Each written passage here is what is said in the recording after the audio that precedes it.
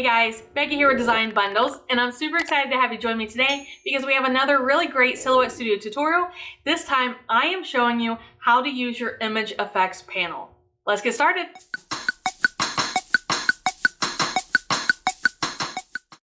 Alright guys, so here we are in Silhouette Studio, and what we're here to talk about today is your image effects panel.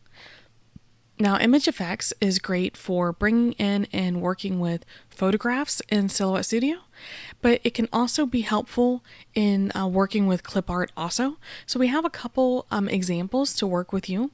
And then of course, I always encourage you guys to branch out on your own and do a little bit of exploring, okay? So this is what I think is just a really useful overview tutorial, but know that this is not, Silhouette Studio is not a true photograph editing software. Okay, there are things that you can do, but if you truly need to edit a photograph, then Silhouette Studio is not always going to be your best option. Now, this is a photo that I took, just a regular photo from my camera, and I have imported it. And over here, let's talk about where to find your image effects. It is the half and half circle picture. Also, if you have trouble locating the icon, you can go to Panel and just click Image Effects. Now, there are not a lot of options in each subcategory, but we can go through them one by one. There's Gray Shade. There's Colorize. This is your contrast, brightness, saturation, gamma, invert, sepia, tint, and shadowing. Now the grayscale is pretty self-explanatory.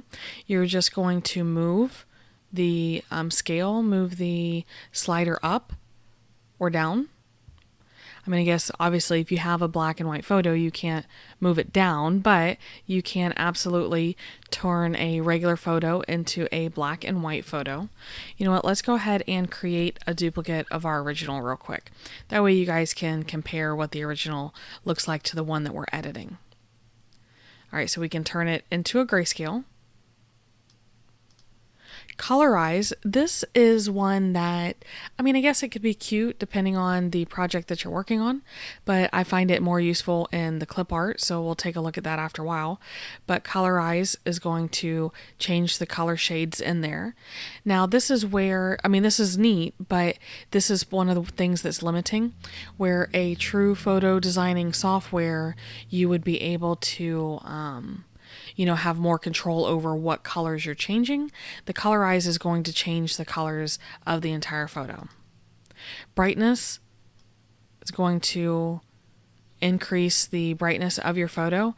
I use this one a lot for sublimation because sometimes my printer images will be a little darker than I would want them to be. So I'll come in here and I will increase the brightness.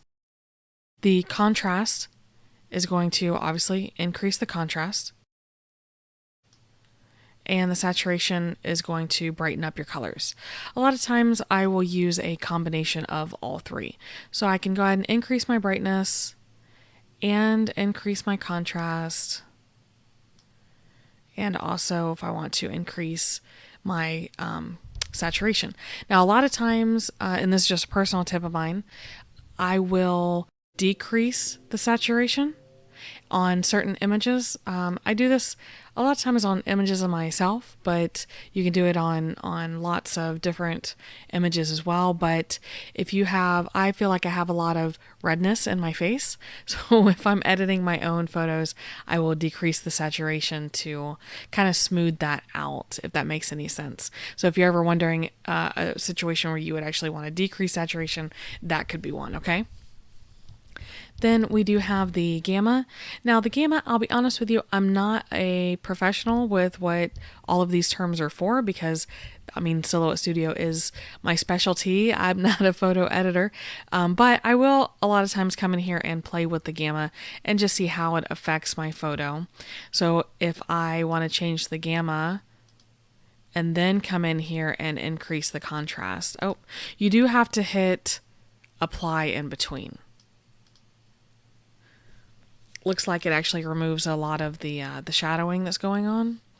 So if I hit apply, then I can come in and increase or decrease the contrast or increase or decrease the saturation.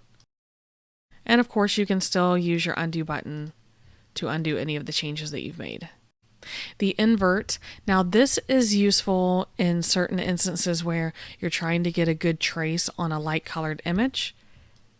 And I'll show you again this with the clip art, but it's going to invert the colors. So if you need to get like a light colored clip art, you can invert it. It'll change your light colors into dark colors. And then for photos, this is also really useful in tracing. If you are trying to do any type of etching or that sort of thing, because it will absolutely, etching can, like if I'm etching on clear acrylic, then the etched part will be whiter than the clear acrylic. So it'll be important that I'm etching the lighter part, and in order to trace that part, I need to come in here and do an inversion of my colors. So if you don't do tracing, that's fine, then that won't really make a big difference for you. Your sepia is going to be, change it to the kind of like an old school photo. The tint is where you do have a little bit more control over individual colors, your red, green, and blue. And then your shadowing, I don't use this a whole lot for actual images, and maybe for that reason I'm always a little surprised to find it here, but I have used it for if I'm trying to create clip art, or if I'm trying to create sublimation images where I want to have a little bit of that shadowing going on. So I'll show you that separately as well. But that is how it will affect an actual image. So let's get rid of one of those. We don't need both of them. And then I did bring in 2 pieces of clip art. Let's just bring one over. Now, this clip art is a JPEG image, and it has a white background. So we're going to work with it with the white background, and then we'll also take a look at what it's like to work with it after we trace and remove the background, which will also be similar to a PNG with a transparent background, okay? But the grayscale, again, it'll switch it to black and white. The colorize, I use this one a lot with clip art, and it helps me to be able to, I'll say, alter the colors. You do have to stay within like the specified range. Like I can't all of a sudden decide I want the blue to be pink and I want the purple to stay purple. If I start changing the blue, the purple is going to change also.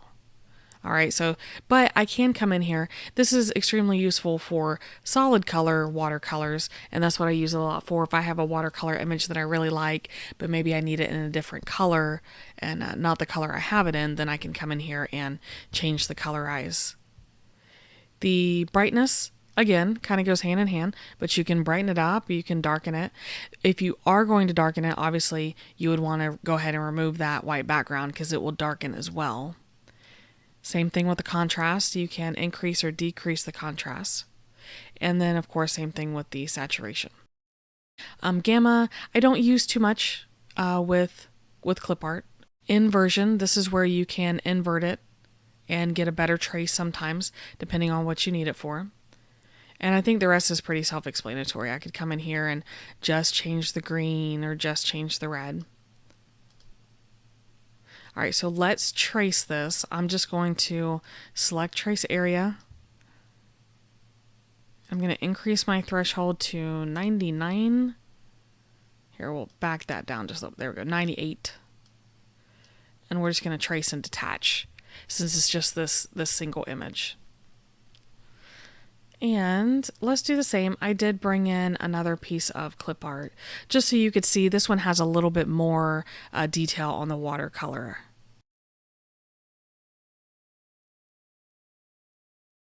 Okay, so these are our 2 watercolor, and you can select them at the same time to modify them at the same time. Oh, we got a little straggler there. Let's get rid of that. Okay, so now if we take a look at the, not the invert, here we go. The brightness, you can control it without worrying about the background. Does that make sense? So if you are trying to work with a clip art that is on a white background and you want to be able to manipulate a little bit better without worrying about the background, you can use that, the tracing feature or the trace and detach, okay? So one example, and I used this one in the thumbnail for the video. I can have 3 of these, and I can use that colorize and end up with several, I mean, as many different hues as there are, I can end up with that many color combinations. Okay, so definitely go through and experiment with all that, but you can see that it changes the color without losing a lot of that detail. You still have your watercolor detail in there. Now, of course, if you have one that is a little bit darker, let's see, let's play with this one here. This is where I can come in and increase the brightness. And sometimes, just depending on the watercolor, sometimes that will also emphasize some of the detail, or brightness can smooth out some of that detail as well. So that's where you're going to, use brightness and contrast together. So now you can see a pretty distinct difference between this one and this one here. If you look at them side by side, this one here that I have modified with the image effects is a much brighter color, is much more vibrant, and they came from the same stock. So definitely a lot of really awesome features to be had on the image effects. And let's say we were going to create an image that we wanted to print, maybe for a photo frame or a shadow box or something like that, and we want to dress it up a little bit. A lot of times you can use these watercolor images for fills. So let's stick with the heart. I like hearts. Now you always want to create a copy anytime you're going to do any type of cropping down, but I can select these two and crop, and then I can use that to accent my photo.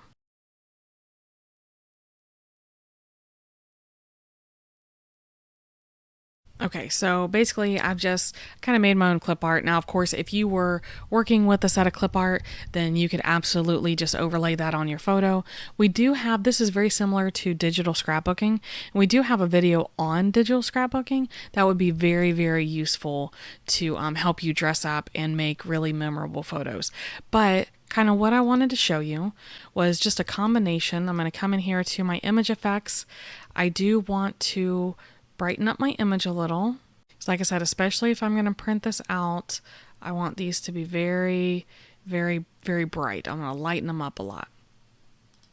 And then what I can do, let's select everything. I'm going to hold down Shift and deselect my photo. Do you see how it just has my little clip art items here selected? And then let's take a look at that shadowing. Do you see how I added the... Here, let me increase it, and then you guys will be able to see it better. There we go. So this, I wish I had a better example for you guys. Of course, there are lots of different reasons why you would want to include a shadow, and this is an exaggerated shadow. So, but a lot of times it just helps to add a little bit of pop for your clip art if you're trying to layer it, and I'll be honest with you, that's just the only reason I can think of on adding the shadow is if you're creating your own, like I said, some sort of graphic or social media image, or, something like this where I'm going to print it out. But I'm going to put this back. And of course you can change the transparency, and you can even change the color. So if you didn't want gray, then you would be able to come in here, maybe you want it to be white or something along those lines. And then of course you can add a little bit of text if you can spell. And we can even create a little offset if we want. And there we go. So, while this isn't, exactly a project that you're going to duplicate over and over, I think this is a perfect example of when you would want to break out that image effects panel. Now, I'm showing you this on a printable as if I was going to put this in a frame or use it for a graphic, but remember that you can also use this for if you're working on any projects where you're going to use a printable material, like a printable iron-on or a printable sticker paper, printable vinyl, things like that, if you're going to be using any type of photo for those projects. So definitely lots of reasons why you want to learn to work with your images and get the most out of them. That way you have the most chance of a successful project, and a few tips and tricks for being able to use it with clip art as well, to make sure that your clip art is able to really work with your project and what you have in mind, and you have a little bit of room for manipulation on that. All right, guys, well, let's head on to the wrap up. So guys, how did you feel about your image effects panel? Now, I know that compared to some other like actual photography software, it's not super robust, but I think it does pretty good. I mean, Silhouette Studio is always one of my favorite for designing and, different things with photos or SVG files or whatever I need, even sublimation. And being able to change the colors, not only does that help my photo projects, but it does help when I'm using clip art and stuff, because I can really manipulate to get the most out of the clip art that I have. So hopefully you guys found it useful too. And of course, if you have any questions, definitely make sure you leave that down below. I love hearing from you guys. And if you learned something today, make sure you give the video a big thumbs up, subscribe to the channel. All the support that you guys show for us help to keep the little channel going so we can keep bringing you these videos in the future. So I'm gonna wrap it up for today, but guys, I do really appreciate it, and we'll see you again next time.